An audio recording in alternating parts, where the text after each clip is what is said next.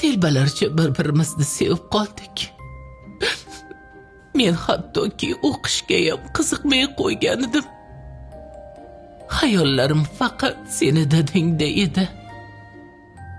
U ham meni jonidan ortiq ko'rganidan tezroq uylansam derdi. Lekin rahmatli bobong men qizimni 18 ga kirmasdan erga bera olmayman dedi. U paytlarda maktabda paxta yig'imiga olib ketishardi. Dadang meni himoya qilish uchun ortimdan borgandi.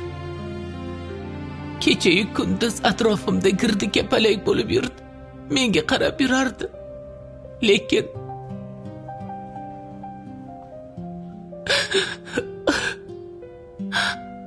beboshlik qilib qo'ydik.